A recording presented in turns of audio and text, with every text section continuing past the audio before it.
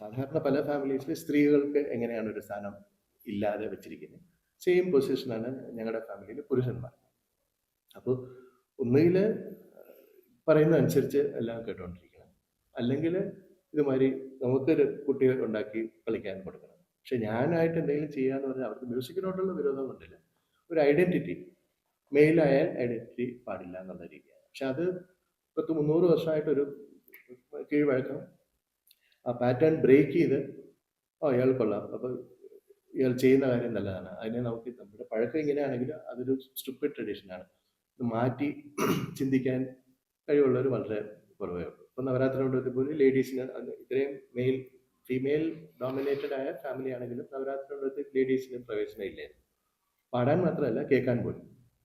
അപ്പോൾ ഇന്നിപ്പോൾ നല്ല recordings Mangudi Srinivasan, M D Ramanathan, K V Narayanaswamy, D K Jayaraman, ജയശോഭപാൽ, ഇവരൊക്കെ ഒന്ന് പാടിയ കച്ചേരികൾ ഒറ്റ ലേഡിയും കേട്ടിട്ടില്ല. ഈ നെയ്യാറ്റിൻകര പാടുമ്പോഴും അദ്ദേഹം വാസുദേവൻ സാർ ഇവിടെ പാടുകയും അവരവിടെ ഇരുന്നാക്കിയേക്കുന്നത്, പാടുന്നവരെ കാണാൻ പോലും പറ്റില്ല, അങ്ങനെ ലേഡീസ് ഇരുന്ന്. അപ്പോൾ ഞാൻ 16 വയസ്സ് മുതൽ ഇതിൽ പാട്ടിൽ ഇൻട്രസ്റ്റ് വന്ന കാലം മുതൽ എന്തുകൊണ്ടാണ് നവരാത്രി മണ്ഡലത്തിലെ ലേഡീസിനെ കയറ്റുക? അതങ്ങനെയാണ്, വൈ എന്ന് നമ്മൾ ചോദിക്കുക. അത് അങ്ങനെ കഴിഞ്ഞ 100-200 വർഷമായിട്ട് അങ്ങനെയാണ്. നമ്മൾ അതിനെ ചോദ്യം ചെയ്യാതെ അതങ്ങനെ ചോദ്യം ചെയ്യാതെ നമ്മൾ ബ്ലൈൻഡ് ആയിട്ട് ഫോളോ ചെയ്യേണ്ട കാര്യം. ഞാൻ പറയുന്നത് ട്രഡീഷൻ എല്ലാം എടുത്ത് കളയണമെന്നേ ഞാൻ പറയുന്നില്ല, അത് മനസ്സിലാക്കി അതിന് പ്രസക്തിയുള്ള നല്ല കാര്യങ്ങൾ നമ്മൾ തീർച്ചയായിട്ടും ഫോളോ ചെയ്യണം.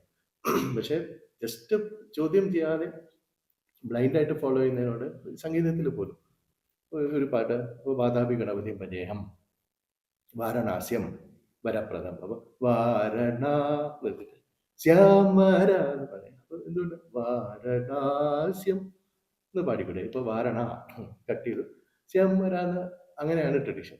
എൻ്റെ സാർ അങ്ങനെയാ പാടിയത്, സാറിൻ്റെ സാറും അങ്ങനെയാ പാടിയെന്ന് പറഞ്ഞു. എൻ്റെ സാറിനെ കുറ്റം പറയാതിരിക്കില്ല, പക്ഷെ അവര് വേർഡ് വാരണാസ്യം എന്നാണ്. അപ്പോൾ ബ്ലൈൻഡ് ആയിട്ട് അങ്ങനെയാണ് എന്ന് പറഞ്ഞാൽ ഞാനും വാരണ ശ്യാം വരാമെന്ന് ഞാൻ പാടില്ല, കറക്റ്റ് ആയിട്ട്. അപ്പോൾ ഇയാൾ എന്തോ മാറ്റി. അത് ചിലർക്ക് എന്താ മാറ്റിയെന്ന് പോലും മനസ്സിലില്ല, എന്തോ കുറച്ച് വ്യത്യാസമായിരുന്നു, ജസ്റ്റ് ഈ വേർഡിനെ കറക്റ്റായിട്ട് പാടി, അത്രേ ചെയ്തുള്ളൂ. അപ്പോൾ ഇതായിരുന്നു കാരണം. അപ്പോൾ എൻ്റെ അടുത്തോ സംഗീതത്തിനോടോ വിരോധമോ അങ്ങനെയൊന്നുമല്ല, ഒരു കീഴ്വഴക്കം അങ്ങനെയാണ്. അപ്പം അത് ഇത്രയും വർഷത്തെ ഒരു പാറ്റേൺ സ്റ്റുപ്പിഡ് ആണെന്ന് മനസ്സിലാക്കുകയും ഒരു വ്യക്തിപരമായിട്ട് ഒരാൾക്ക് ഒരു മെറിറ്റ് ഉണ്ട്, അതിനെ നമ്മൾ പ്രോത്സാഹിപ്പിക്കണം. സാമ്പത്തികമായിട്ടായാലും ശരി, നല്ല വാക്കുകൾ കൊണ്ടായാലും ശരി, എങ്ങനെയല്ല നമുക്ക് ഒരാളെ പ്രോത്സാഹിപ്പിക്കാം, അങ്ങനെ അതിനെ മുമ്പോട്ട് കൊണ്ടുവരുന്നത്. ആ ഒരു തോട്ട് ഇല്ലാത്തതിന് ഞാൻ കുറ്റം പറയില്ല, പക്ഷെ അതങ്ങനെയാണ്.